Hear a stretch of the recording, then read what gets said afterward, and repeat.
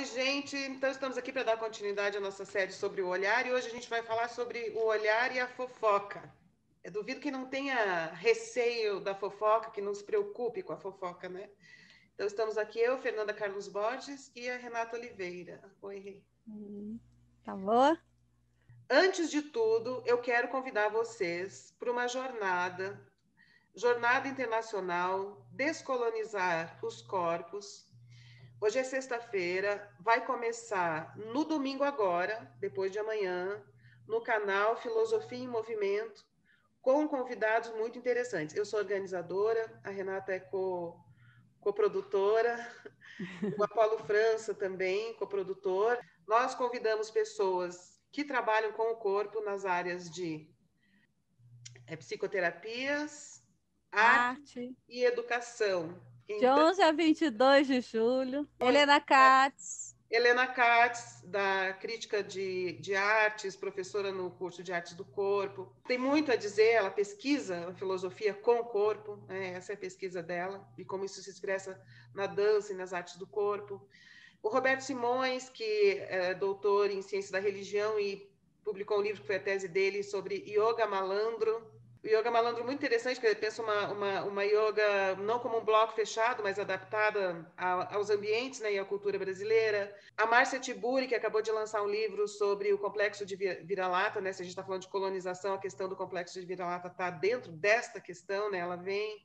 Thales Frey, um artista também da arte da performance, trabalha com expressão corporal e outras disciplinas no curso de artes da Universidade do Minho.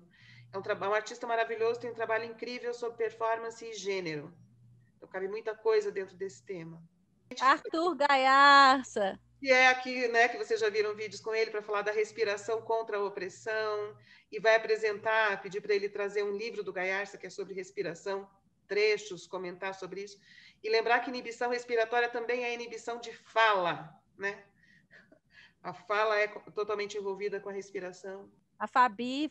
A Fabiguel, que tem uma escola de capoeira e breaking, e um grupo só de mulheres sobre breaking, pensando um corpo mulher, né, nesse contexto. Regina Favre, Johannes Freiberg, Teresa, da Universidade da Madeira, Teresa Norton Dias, Wagner Schwartz, que é aquele artista que foi envolvido naquele escândalo do MAN, mas ele é muito maior que isso, escreveu um livro que se chama Nunca Juntos, mas ao Mesmo Tempo, em duas línguas, que ele vive, né, entre do que é um corpo que vive em dois países diferentes.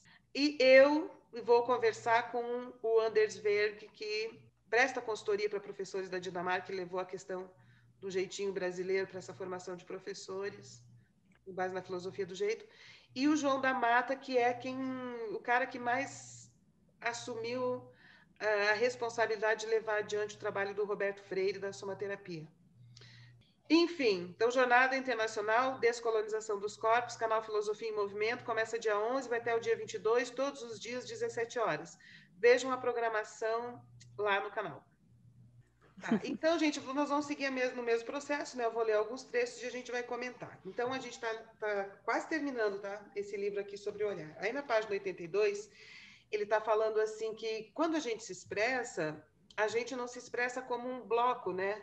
Contradições, sentimentos, intenções que não são explícitas, né? O que para aquela situação específica a gente mostra. E o outro pode ver porque o olhar é muito atento, né? E aí ele chama, então essas são as microdicas da comunicação não verbal, né? E aí, então aqui ele vai falar que as microdicas talvez nos permitam compreender a magia dos segredos revelados na fofoca. É de onde nasce a fofoca, basicamente? No primeiro momento, poderia ser do que mostro sem saber que estou mostrando e tenho a convicção de não estar mostrando. Aí ele dá um exemplo, né? Considere, então, um bate-papo de meia hora entre três pessoas. Quando uma das três sai, a outra diz para a terceira, né, que ficou, você viu como ela é invejosa? Aí ele fala, mas de onde é que veio essa ideia de que a pessoa é invejosa, né, como exemplo? No entanto, nada foi dito sobre inveja. No dia seguinte, a terceira encontra a primeira. Aquela é uma exibida, você não acha? De onde ela pode ter tirado esse julgamento, se não dos modos da pessoa? Claro que ele está dando aqui exemplos muito, muito simplificados, mas assim, o quanto que a gente percebe coisas que não são o foco da conversa, ou da discussão, ou do assunto em questão, mas que a gente está percebendo emoções, sentimentos, intenções que não são explícitas no acordo que foi feito sobre o que seria conversado, né? Aqui também entra a condenação pública. Pois é, aí eu fico pensando que tem uma parte disso que, que tem muito a ver com a falta de confiança nisso que é percebido em algum nível que não é o diretamente visível. Porque quando você confia na sua percepção, né, até no exemplo que ele deu,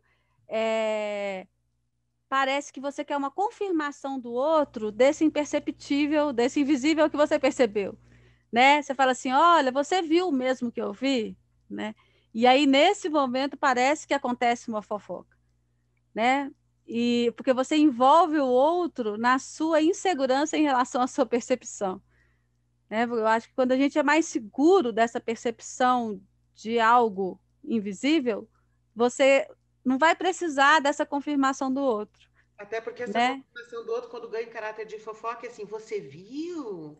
Tem o É, caráter assim, julgador, condenador. Aí o conhecimento, aquilo que poderia ser conhecimento, né, se transforma em julgamento, mas, condenação. é, mas eu acho que o efeito, mesmo quando não é julgador, é muito ruim, né? É como se você, é aquela coisa da onda, né? Que vai crescendo, assim. Porque mesmo que não seja com uma coisa julgador, mesmo que seja por né? Vamos supor, uma pessoa que vive uma situação assediadora, né? E aí ela começa a ficar em dúvida sobre a própria percepção. E aí, quando chega alguém perto, ela fala assim: olha, isso foi ruim mesmo, não foi? Porque ela está em dúvida. Só que nesse movimento, mesmo sem ser para julgar, mesmo sendo uma pessoa precisando se reapropriar de si, ela envolveu um terceiro. Então, ela criou esse aumento dessa onda, É. Mas é uma né? necessidade também, às vezes, né, Rê? Uma necessidade, não, porque, né, eu acho que tem, o movimento é o mesmo, assim, com sentidos, às vezes, um pouco diferentes, mas que nos dois casos, né, você cria uma onda em que uma percepção ela é aumentada e ela passa a dizer respeito a um grupo e não mais a uma questão de uma percepção individual, né, é um fato, né? Tem uma, aquilo que eu vi Eu aconteceu vi mesmo, mesmo, né? Aquela né, que aí pessoa. eu acho que é isso, que quase todas as questões têm a ver assim com essa deseducação do corpo que a gente passou por ela, né? Essa deseducação do que nos chega pelos sentidos, né, pela percepção, e que a gente aprendeu a não confiar nisso. Você falou a teoria do Gaiarsa resumidamente. O que ele diz é isso, é voltar a treinar a ver, né? Então, nem é É, criar um conjunto de tipos para você identificar e fazer aquelas categorias de tipos humanos. Não, ele abre mão disso. Ele fala, é, é importante treinar as pessoas a voltarem a perceber essas coisas que acontecem no corpo, que estão construídas nos corpos e nas relações. é. E tem uma dimensão muito maior do que fazer tipos humanos específicos. Nada contra Sim, fazer tipos humanos específicos, isso às vezes ajuda mesmo a entender certas coisas, né? Conhecimento. Mas o Gaersa tinha uma vontade de outra coisa, que é isso, que é recuperar essa confiança na no corpo. percepção. Agora, claro, essa confiança na percepção, ela precisa ser inteligente, né? Ela precisa ser treinada, porque senão começa aquela coisa eu vi isso, você é isso, a pessoa confia demais numa percepção muito limitada, né? Que às vezes ela está tendo, né? Ele fala assim, ó, o fofoqueiro, né, na página 116. O fofoqueiro faz assim: parte de um pequeno fato, normalmente um pormenor de um conjunto desconhecido. Então, quer dizer, ele não vê o contexto, mas vê um pequeno pormenor, que ele interpreta a seu modo, usando a capacidade imaginativa para preencher os vazios da observação, que nunca é completa. Além disso, ele ressalta todos os presumíveis maus sentimentos presentes no fato, como se pusesse uma lente de aumento sobre eles. Então, o fofoqueiro pega um detalhe, não entende o conjunto, põe uma lente de aumento sobre tudo de ruim que tem Gente, naquilo. é super uma lógica, não da fake news, mas tem um outro nome, né? Dessas notícias que não é a fake news, mas que é Difamação, calúnia? essa torcida quando tira do contexto e dá um outro significado, né? Tem um nome para isso, um nome novo dessas coisas aí, mas parece muito o procedimento dessas notícias. Aí ele continua. E é por isso que nos sentimos traídos quando chega a nós uma fofoca a nosso desrespeito. Mas por que a gente se sente traído, né? Nossa, mas isso foi transformado naquilo, né? E você não se identifica com essa torção que foi feita pela fofoca, né? Mas ninguém é sempre como a fofoca diz, e na certa não é só aquilo. É igual a gente estava conversando um dia desses, né, Fernanda? Que assim, a gente fica é tão bom quando a gente consegue perceber as nossas incoerências, né? Os fragmentos que a gente tem, né? As nossas variações do que a gente pode ser, né? A nossa multiplicidade, a multiplicidade é em nós. A gente fica, é tão bonito a gente descobrindo essa multiplicidade em nós. E como a gente às vezes tende a enxergar o outro como um bloco, né? A gente não dá ao outro a possibilidade de ser essa multiplicidade que é tão bom quando a gente consegue perceber na gente, né? Ele fala que um processo que alimenta, né, a ansiedade persecutória, que é um fato conhecido na psicologia, né, da gente se sentir perseguido pelo outro, pelo mundo e tal, né? Aí ele fala que uma das coisas que alimenta essa ansiedade persecutória é a fofoca, né? E pouco Sim. se leva a sério o problema da fofoca. Mas porque às vezes é uma forma de criação de comunidade, né? Às vezes uma pessoa chega falando uma coisa ruim sobre outra, às vezes isso estabelece um laço, né? Então acho que às vezes até um desejo de ser incluído, às vezes favorece né? Tipo assim, olha, nós temos um inimigo ou uma antipatia comum, né? Às vezes é uma forma de laço, né? Fazer esse comentário sobre o outro. E eu acho que é um laço menor, né? Mas é um laço. Em termos do grande, a gente está vivendo isso, né? Quem mais precisa do comunista é o bolsonarismo, né? Eles precisam do comunista para poderem estar unidos. É. Precisam desse outro inimigo. Mas é isso mesmo, assim, né? É de deslocar. Esse aqui é muito bom, porque isso aí é uma estratégia de linguagem, né? De discursiva, né? De retirar um fato de um contexto, que o celular faz muito isso, né? Essa coisa de gravar no celular, retira do contexto e depois usa isso, né? Para justificar um pensamento anterior, né? Ou uma hipótese, né? Isso acontece o tempo inteiro. É o inferno dos professores hoje, né? Você está dando aula, né? A pessoa está dando aula e o aluno pode, né, filmar um pedaço e usar aquilo ali e falar, olha o que o professor falou, né? Descontextualizado, né? Pensar isso como um mecanismo de fofoca é interessante. Aí ele diz assim, ó, há no mundo cada vez menos gente cada vez mais rica e cada vez mais gente cada vez mais pobre, e está piorando cada vez mais depressa. Isso ele escreveu há muito tempo atrás, ainda era século XX, né? E é verdade. Só pior. Então ele está dizendo assim, olha, a mania de perseguição, ela pode ter, né, um componente de distorção, de interpretação, mas ela também tem uma base muito terrível no nosso mundo, que é, de fato, a gente é ameaçado, né, o tempo todo de perder as estruturas mínimas para manter a vida nesse mundo do salve-se quem puder, né? Então ele está tirando um pouco. Entendi. Eu entendi. Essa aqui, que ele fala aqui, né? A fofoca é a versão individual da perseguição de todos contra todos, para que todos continuem bonzinhos. Muito bom. E aceitando essa insegurança que a gente vive.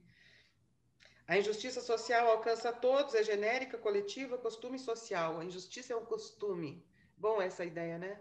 A injustiça é um costume. A fofoca é a versão individual da perseguição de todos contra todos para que todos continuem bonzinhos. Eu persigo, mas o outro que é ruim. Eu sou bonzinho. Né? Eu trato como que... Eu justifico que eu persigo o outro porque eu também sou perseguido. E eu sou legal. Na fofoca, o rótulo aplicado é quase sempre caricatural ou grotesco. Mas se o inimigo, né, o fofoqueiro, for hábil ao escolher seu confidente, a fama pode espalhar-se bastante e persistir por muito tempo. Bom, aí ele fala, né, que o superego é o pior fofoqueiro do mundo, na página 119. O superego me vigia ou policia, de novo, melhor do que ninguém. Ele sabe tudo o que penso, tudo o que eu gostaria de fazer, tudo o que sinto, principalmente na hora em que estou pensando em fazer, tentando negar o que desejo fazer ou sentindo algo que não se deve sentir. Eles são os outros em mim. O superego são os outros em mim mesmo, né? Isso é fato, uma descrição. O superego é aquilo que a gente aprende como valores, verdades comuns do coletivo, né? Por isso que é o super-eu. É o eu com o outro instituindo a nossa realidade comum, né? Só que daqui ele está falando que o superego tem essa função de fofoqueiro também, né?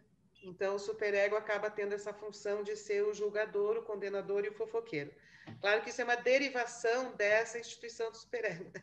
O superego não é só isso, mas ele também pode se transformar nesse fofoqueiro, né? Na experiência de cada um. Então, ele fala assim, de quem ou contra quem fazemos a fofoca, né? Ele fala, os dois sentimentos básicos inspiradores da fofoca são o desprezo e a inveja. Ou seja, o desprezo invejoso. A gente está invejando e expressa a inveja como desprezo. Não é tão boa assim. Incrível, né? Primeiro me faço de bom cidadão em relação àquele perverso. Nossa, como aquela pessoa é ruim, eu sou incrível. Como ele é desprezível por fazer o que faz, né? Eu jamais faria uma coisa dessas, imagine, né? A fofoca faz com que você se sinta muito superior e muito incrível com relação ao fofocado, né?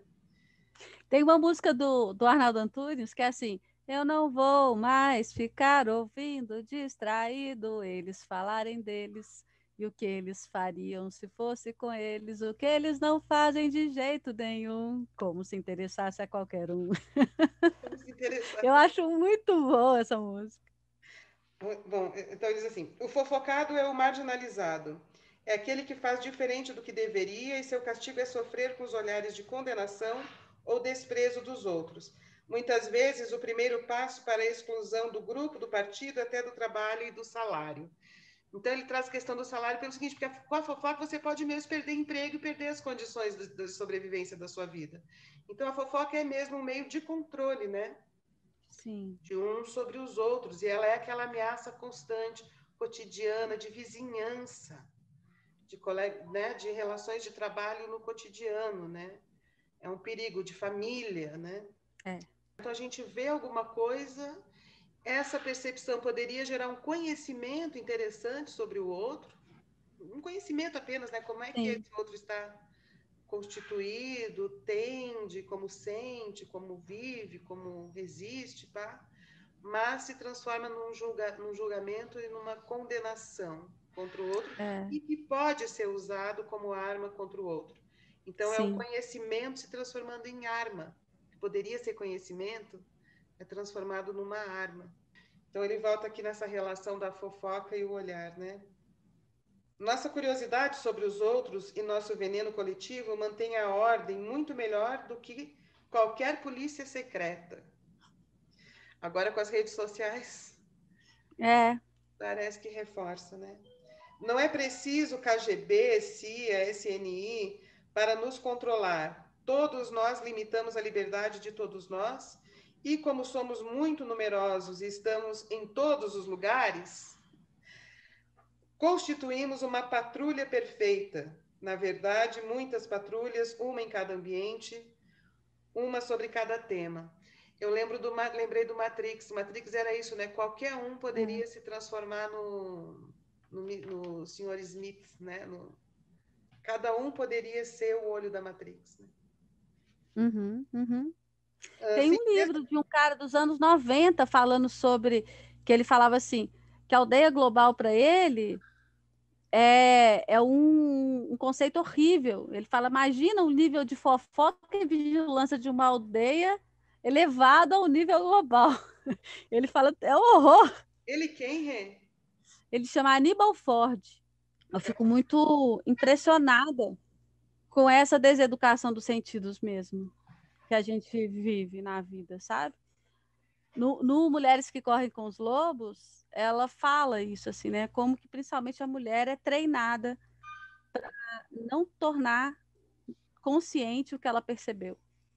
Então, isso é uma coisa enlouquecedora. Enlouquecedora. Porque faz com que a pessoa duvide do que ela está vendo. Então, ela está louca. Imagina quando isso acontece com criança, né? A criança vê uma coisa Sim. e os adultos negam. A criança, eu estou louca.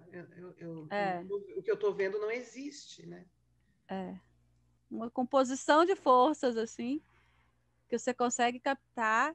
E até por ser tão difícil, né? De ser uma coisa muito sutil, ser difícil de virar palavra, né? Virar até pensamento.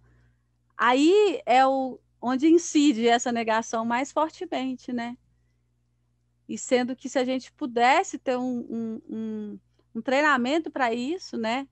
Para a gente fortalecer essas percepções do sutil, a gente seria muito mais forte, né? A gente teria muito mais poder de não se deixar levar por discursos, né? Por esses afetos tristes, né? A gente seria muito mais... A gente seria mais orientado no mundo, né? A gente se orientaria melhor no mundo, né? E compreenderia melhor o lugar em que a gente está, com o que a gente está lidando, né? Provavelmente essa questão da fofoca também seria menor, né? Porque essa parte da necessidade da confirmação que às vezes produz a fofoca, essa estaria muito mais neutralizada, né? Não teria tantos segredos para serem revelados. Como que você tira o poder, né, desses micro, né, coisas quando você torna, né, a coisa dita. Por hoje é isso, tá? A gente está acabando já. Falta poucas páginas, acho que serão mais uns 2 ou 3 vídeos. E a gente encerra essa série sobre o olhar. Então, a gente se vê domingo lá no canal e a primeira live, né, dessa jornada vai ser com a Regina Favre, dia 11, que ela vai falar sobre corpo, adaptação e desejo de seguir, 17 horas. Vai estar na mesa eu, Renata, Apolo, conversando com a Regina e com todos os convidados. Certo? Até domingo. Até domingo. Tchau, gente. Tchau, obrigada.